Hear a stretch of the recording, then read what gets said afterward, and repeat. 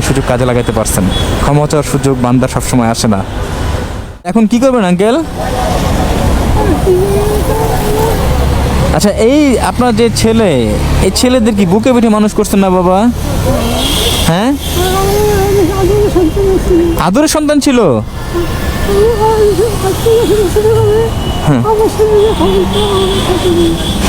মানে ছোটবেলায় যখন হাঁটতো তখন হুট করে পড়ে গেলে সাথে সাথে আপনি বুকে নিয়ে নিতেন? আরে আল্লাহ। হ্যাঁ, ঈদ আসলে দামি জামা কাপড় কিনে দিতেন সন্তানদের, এই রিক্সা চালায়া? খুব আদরের সন্তান ছিল না?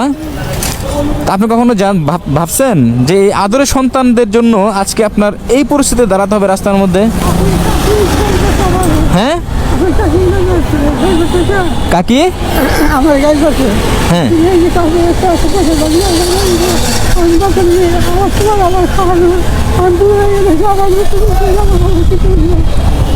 ও বাবা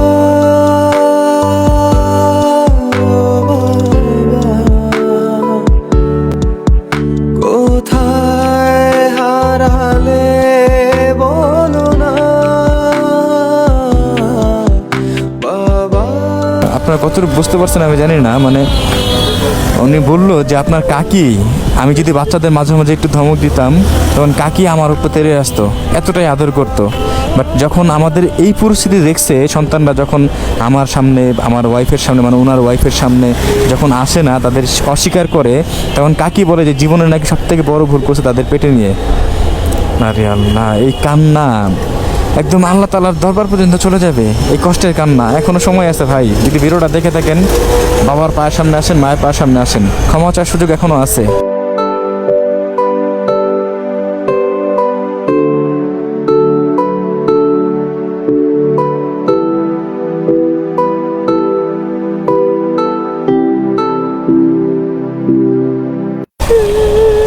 আরে একটু বসেন, আপনি বসেন বসেন বসেন বসেন, দাঁড়ায় থাকেন না।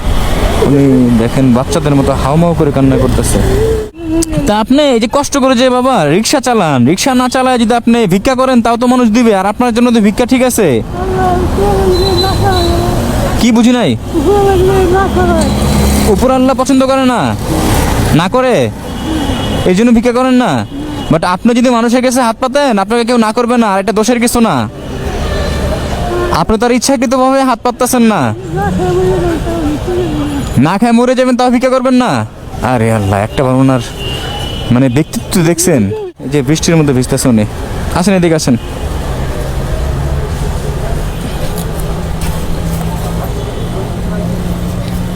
দাঁড়ান এখানে, দাঁড়ান এখানে, দাঁড়ান। বৃষ্টির মধ্যে যাবেন কিভাবে? হ্যাঁ, বৃষ্টি কমলে যাবেন? তা আপনার জন্য কি করবো বাবা, কি করলে ভালো হয় বলেন তো? দোয়া করবো আপনার জন্য? কিছু করতে হবে না?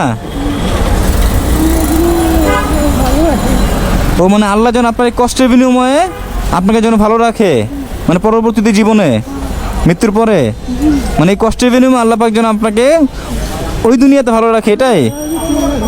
হ্যাঁ রে আল্লাহ। দেখেন, ওনাকে আমি জিজ্ঞেস করলাম যে আপনার জন্য আমি কী করতে পারি, উনি এক কথা উত্তর দিল, যদিও আপনারা বুঝবেন না, বাট আমার একটু বুঝতে কষ্ট হচ্ছে, এর জন্য আমি বোঝাচ্ছি আপনাদের যে আমার জন্য আপনাদের কিছু করতে হবে না, আমার জন্য শুধু দোয়া করবেন আল্লাহর কাছে, যেন আল্লাহ পাক আমার এই কষ্টের বিনিময়ে ওই দুনিয়াতে যেন আমাকে ভালো রাখে। আল্লাহ। বাবা কাজ করেন, আপনার বাসা কোথায় বলেন তো? হ্যাঁ, রামপুরা। রামপুরা থেকে এখানে আসছেন? ইসরে আল্লাহ। কিছু স্বপ্ন লিখেছি মনে ডায়েরিতে, মানুষ বাঁচে কিছু কিছু আশাতে, ছুটে চলা পৃথিবী দেখে না। এই টাকাগুলো নিয়ে যান, আপনার রিক্সা নিয়ে আর বের হতে হবে না, আমি আপনার পিছনে পিছনে যাবো আপনার বাসায়। বাসায় গেলে অসুবিধা হবে? তাহলে আপনার পিছনে পিছনে আমি যাবো। হ্যাঁ বাবা। কিছু স্বপ্ন লিখেছি মনে ডায়েরিতে, মানুষ বাঁচে কিছু কিছু আশাতে। এই টাকাটা রাখেন বাবা, আপনার পিছনে পিছনে আমি আসতেছি। হ্যাঁ, আপনারা রিক্সা নিয়ে বের হবেন না? তারপর ঋণ কত টাকা আছেন?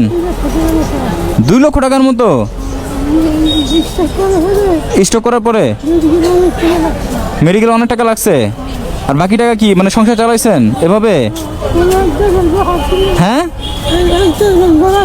ও বসা ছিলেন 1-1.5 বছর, ও 1.5-2 মাস এই ঋণ করে চলছেন। পোলাপানের খাওয়া দাওয়ার সব কিছু ঋণ করে চলছেন। ওষুধ কিনুন লাগছে? হ্যাঁ, কেউ পরিচয় দেয় না এখন? ও টাকা দিতে পারেন না দেখে কেউ পরিচয় দেয় না, মানে যে ঋণের টাকা আপনি ফেরত দিতে পারেন না দেখে কেউ আপনাকে পরিচয় দেয় না। গ্রামে গেছেন আপনি? কি বলে? ও সবাই আপনাকে ধরে টাকার জন্য? আচ্ছা ঠিক আছে, সমস্যা নাই, আপনি চলেন, আপনি চিন্তা আর আজকে থেকে আপনার রিক্সা নিয়ে বের হতে হবে না। হ্যাঁ ঠিক আছে, টাকাটা সাবধানে রাখেন। আর ওনাকে নিয়ে আমি কী বলবো, আমার ভাষা নাই, আমি এখন আপনাদের বলতেছি। আমি এরকম একটা পরিস্থিতিতে পড়বো, এরকম একটা মানুষ আমার সামনে দাঁড়াবে বা ওনাকে আমি হঠাৎ করে ভাবে দেখবো, আমি কখনো কল্পনাও করি নাই। তবে আল্লাহ পাক যা করে ভালোর জন্যই করে, বান্দার উত্তম রিজিক ফয়সালার জন্যই করে। তো এটা সম্ভবত আমার ভাগ্য যে এমন একজন মানুষ আমি সামনে পাইছি। আর একটা বড় কথা হলো, আল্লাহ পাক সঠিক সময়ে সঠিক মানুষের নিকট আমাকে পাঠাইছে, আমি এটা মনে করি। আর নয়, আমি এটার জন্য প্রস্তুত ছিলাম না যে এমন একটা মানুষ আমার চোখে পড়বে। তো আল্লাহ পাক যা করেন ভালোর জন্যই করেন। আপনাদের নিকট একটা রিকোয়েস্ট, সেটা হলো আমরা আমাদের জায়গা থেকে কত টাকা খরচ করে ফেলি একটাবার চিন্তা করছেন? সন্ধ্যার পর চায়ের দোকান আড্ডা দিতে গেলে আমরা 100-200 টাকা এমনিতে খরচ হয়। রিক্সা নিয়ে আর বের হবেন না।